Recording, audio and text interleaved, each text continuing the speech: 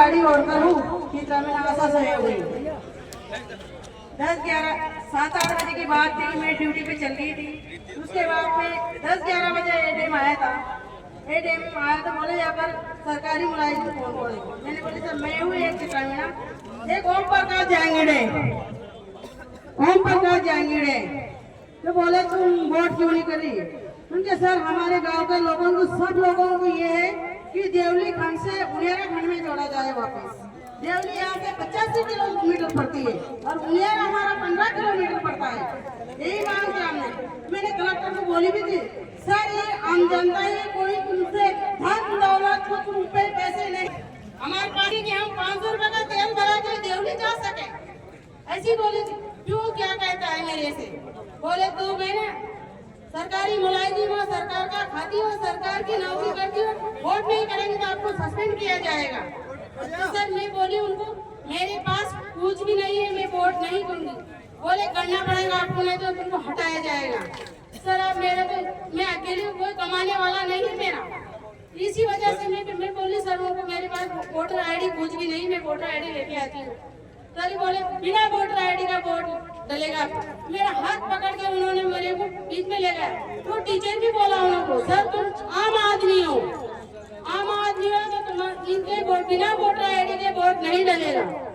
वो भी क्या बोलता है, सर मेरे को पता नहीं कि मैं कौन हूँ, मैं अमित चौधरी हूँ, तुम वोट इसकी पर्ची निकालो और इनका वोट दिलाओ। वो भी डरने लगा है सर। वो पर्ची निकाल के भी मेरा वोट किया। उसे वो टीचर को भी ऐसा ही बोला। उसके बाद में हमने दोनों ने तो वोट किया। उसके बाद में गांव का आम जनता थी, किसान था, मैंने उसको बोला सर एक किसान है, इसका वोट मत लो, नहीं तो अभी अपना तबली मच जाएगी यहाँ पर। अरे भी चित्रामीना कुछ भी नहीं होगा। उनका सर मानो तुम्हारे पैर पकड़ती मैं तुमसे ढोक मांगती, इसका वोट मत डालो। वो भी करीब उसको नौकरी का खून था उनको। भाई मैं एडीएम हूँ, कलेक्टर हूँ, जो मेरा पावर है। मैंने बोली सर तुम्हारा पावर अभी निकल जाएगा,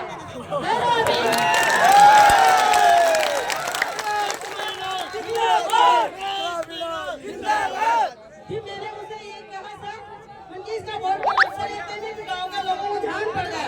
तो गाँव के लोगों ने क्या बोला, गाँव के लोग बोले इसका वोट की प्रक्रिया चालू कर दी है एडीएम ने।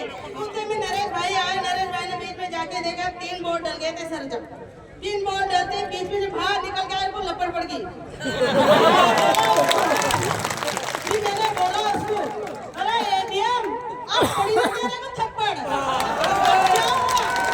मैं तो खुद कह रही थी भाई सर मैं सब समाज, सब कुछ जाती है हमारे गाँव में, मैं सबका वोट दिलाऊंगी। और हमारी यही मांग है भाई हमको लिखित में देना, मोबाइल नंबर से कोई किसी से लिखित में दो। पर एडीएम ने नहीं माना। तो एडीएम को ऐसे करते करते थप्पड़ पड़ गई, आपड़ा तपड़ी मार दी सर। फिर 9, 10, 8:30 बजे तक, 4:30 बजे से पोलिंग चालू हो गई। तो 8:30 बजे तक पोलिंग बंद होने के बाद में भी मैं पुलिस वालों को किया, भाई सर तुम अब तुम्हारी बेटी संभालो, जाओ यहाँ से, अब तो हमारा काम है, हम जाने, हमारा काम जाने गाँव को लोगों को। बोले हम नहीं जाएंगे, हम तो अभी और आ रही पुलिस प्रशासन। सर 7 जिलों की पुलिस की क्या काम थी समरावता में, किस वास्ते आई थी? हमको मारने के वास्ते? हम क्या आतंकवादी थे क्या वहाँ पर? आतंकवादी थे। तो उससे सर खाने को सब पब्लिक पंगत में लग गई थी। पंगत में लगने के बाद वो खाना लेने को गए हमारे गांव के लड़के, उनको खाना नहीं लेने दिया। पूछते में नरेश भाई चल गए वहाँ पर। नरेश भाई जाने के बाद में लड़कों भी चल गए उनके पास, 15-20 लड़के चल गए उनके साथ। लड़कों ने उनको गाड़ी पटक लिया। फिर गाड़ी में पटकने के बाद फिर लड़कों ने उसको में से कैसे निकाल के लेके आए। लाते समय उन्होंने फायरिंग चालू कर दी। फायरिंग चालू करते समय इधर आगे सर तो उसमें से नरेश भाई को पुनी पे गोली लग गई थी, वो तो बेहोश हो गई थी इधर आने के बाद में। तो उसके बाद में मेरी लड़की थी एक 12वीं कक्षा में, मेरी बेटी को थोड़ी सी किसी से मेरी लड़की बच गई गोली से। और गोली तो ऐसी चला रहे जैसे कि हम आतंकवादी, हमने क्या दंगा किया है, किसी का मर्डर किया है, ऐसे कर करके हमको मारा है सालों ने। ये कौन सा एसपी डीआईजी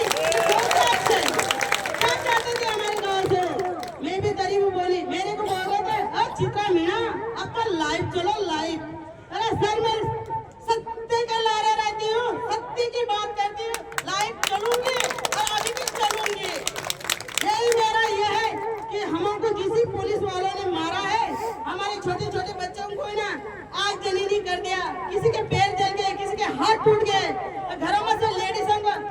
नहीं तो हमारा राजस्थान ऐसा है, लेडीज कभी पल्ले में घूंघट में रहती है, पर उस रात में पुलिस वालों ने ऐसे अत्याचार किया था लेडीजों को। इस सिर पे लुगड़ी चोली कुछ भी नहीं था। ये किया हमारे साथ इन्होंने। और हमारे बेटे घर छोड़ के कहाँ जाएंगे, घर में से निकाल सालों ने इतना मारा है लाठी से, किसी से।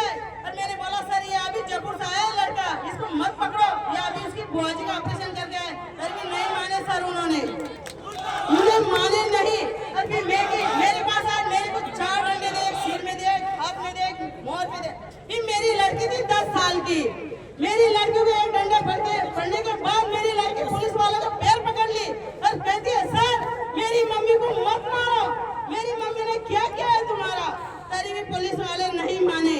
पुलिस वाला तो उनकी जमाते, लो ये लो नरेश मीना का डंडा, ये लो नरेश मीना के गीत, ऐसे कर करके हमको डंडे से मारा था। और गाली निकाली, ये बहन की चोट, ये बहन की लोड़े हो, गीत गाओ गीत, ऐसे बोल के हमको मारा पुलिस वालों ने। यही तो हमारे लड़के जितने को छूटना चाहिए और हमारे नरेश भाई भी छूटना चाहिए। और हमको जीने ने कलेक्टर को भी बोला था मैंने, भाई कलेक्टर ने तू आ जाते दिया आप डाटापड़ी न मारते और माँ को गाँव बोलते को ना, माँ का ढांडा चारों सब जानवरों को चारों में सुधा पाल दे पुलिस वाला ने। पुलिस वालों का करने का ये थोड़ी आतंकवादी अंग्रेज थोड़ी अंग्रेजा का नहीं मालूम मारे थे। कौन चाहता हो, क्यों मारे माँ को? यही चाह रहे हमको न्याय चाहिए और हमारा जनता का नुकसान हुआ है और नुकसान भरपाई चाहिए हमको। और हमारे जितने लड़के उतने की रिहाई चाहिए, नरेश भाई की रिहाई चाहिए। और हमारे साथ गुंजन भाई साथ समाज है, हमको साथ दो और जनता हमको तुम भी साथ दो। ये भारत माता की जय, भारत माता की जय। बहुत बहुत धन्यवाद।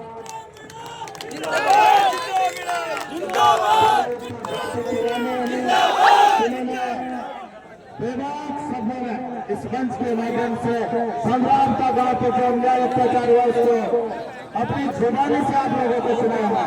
काफी दर्दनाक ये मामला था। इसीलिए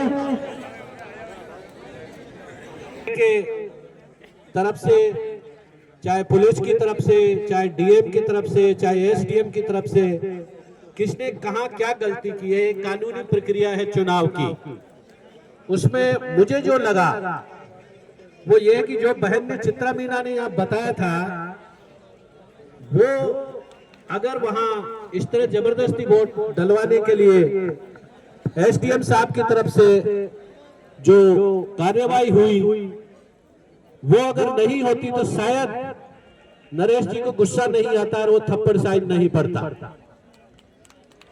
लेकिन कानूनी प्रक्रिया के तहत किसी को भी चुनाव जो पोलिंग बूथ होता है उसके 100 मीटर की बाउंड्री होती है, 100 मीटर की, उसके आसपास चाहे कोई लीडर हो, राजनीतिक लीडर हो, चाहे कोई व्यक्ति हो, चाहे कोई अधिकारी हो, किसी भी वोटर पे जबरदस्ती भय पैदा करके उसके ऊपर दबाव डाल के वो वोट नहीं डलवा सकता।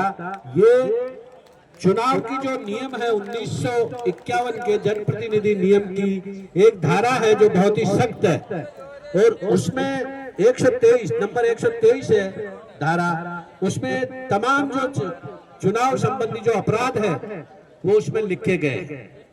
शायद हमारे जो लोग थे वहाँ उम्मीदवार के साथ, नरेश के साथ, उनको इस चीज का पता नहीं होगा। अदरवाइज तुरंत उनको पहला काम ये करना चाहिए था कि एसडीएम के खिलाफ एक पेटिशन उनको तुरंत डालनी चाहिए, क्योंकि ये अपराध है। कोई भी अगर अधिकारी किसी भी वोटर से जबरदस्ती दबाव डाल के भय पैदा करके, जो चित्रा ने कहा है सस्पेंड करने तक की नौबत उन्होंने धमकी लगाई थी, तो तुरंत उनको एक तो पेटिशन डालनी चाहिए थी चुनाव आयोग के समक्ष और रिटर्निंग ऑफिसर के समक्ष। मैं फिर से कहता हूं कि 45 दिन के अंदर अगर आप इलेक्शन पेटिशन लगाते हैं कोर्ट में तो ये चुनाव रद्द भी हो सकता है, क्योंकि इतने सख्त जिस दिन चुनाव की रिजल्ट आया उसके 45 दिन के अंदर इलेक्शन पिटीशन लगती है कोर्ट में। कोर्ट में आप इस चीज को, क्योंकि आपके पास बहुत ही सख्त तथ्य हैं, बहुत ही मजबूत साक्षी है, पूरा गांव है, और जो कार्यवाही हुई है खुद एसडीएम ने इस बात को कबूल किया है। मैंने मेरे वीडियो में डाला था, क्योंकि उसी ने इस बात को कबूल किया है कि उसको डीएम ने वहां वोट डालने के लिए भेजा था, और जो बॉयकॉट हो रहा था उस बॉयकॉट को फेल करने के लिए एसडीएम को वहां विशेष तौर से भेजा गया था, जो कि एसडीएम एरिया मजिस्ट्रेट होता है, उसका काम वोट डलवाना नहीं होता है। वोट डलवाने का काम केवल वहां की पोलिंग पार्टी करती है, जो वहां का प्रिजाइडिंग ऑफिसर होता है और 3 पोलिंग ऑफिसर होते हैं। उनकी मदद के लिए पोलिंग स्टेशन के अंदर बीएलओ होता है, बूथ लेवल ऑफिसर। एसडीएम का काम केवल पुलिस की मदद करने के लिए लॉ एंड ऑर्डर मेंटेन करना होता है, लेकिन उसने वो काम ना करके दूसरा काम किया जो उसका काम नहीं था, इल्लीगल था वो। उसके खिलाफ तुरंत वही कानूनी रूप से, क्योंकि ये अपराध है, धारा 123 जो जनप्रतिनिधि कानून है उसमें इसको इलेक्टोरल ऑफेंस यानी कि कानूनी अपराध माना गया है। जबरदस्ती अगर कोई वोट डलवाता है तो यही आधार आपके इस चुनाव को रद्द करने का बहुत बड़ा कारण हो सकता है। लेकिन अब मुझे ये मालूम नहीं कि नरेश जी के सलाहकार कौन हैं, उनको कौन गाइड कर रहा है, क्योंकि युवाओं का जोश तो बहुत है आपके साथ, और आप जो इनकलाब जिंदाबाद का नारा लगाते हैं वो इनकलाब जिंदाबाद का नारा आपके जोश को दिखाता है, लेकिन आपका ये इनकलाब। प्रहलाद गुंजल जी को मैं सलाम करता हूं कि जब कांग्रेस के लीडर सारे अंडरग्राउंड हो गए, जिनकी रात दिन नरेश जी गीत गाते थे, चाहे सचिन पायलट हो, चाहे मुरारी लाल मीणा हो, चाहे हरीश मीणा हो, चाहे अशोक गहलोत जी हो, सारे अंडरग्राउंड हो गए। मैं भी एक कांग्रेस का सिपाही हूं, मैंने भी कांग्रेस ज्वाइन कर रखी है, लेकिन जब न्याय की बात होगी, नीति की बात होगी और नैतिकता की बात होगी तो हम जरूर समाज के साथ, आप लोगों के साथ खड़े हैं। प्रहलाद गुंजल जी के आप हाथ मजबूत करिए, इस तरह का लीडर हमको चाहिए जो आपको नेतृत्व दे सके और न्याय दिला सके। अनावश्यक रूप से गाली गलौज आप किसी से ना करें। उमरिया जी हमारे 36 कौम के किसान नेता बड़े भाई आदरणीय प्रहलाद गुंजल जी, प्रहलाद मीणा जी, चित्रा मीणा जी एवं तमाम इस 36 कौम की मंच पर विराजी हुई सरदारी और मेरे सामने बैठे हुए तमाम 36 कौम के लोग आज इस गूंगी और बहरी सरकार को ये दिखाने के लिए आए हैं कि आपने एक नरेश मीणा को गिरफ्तार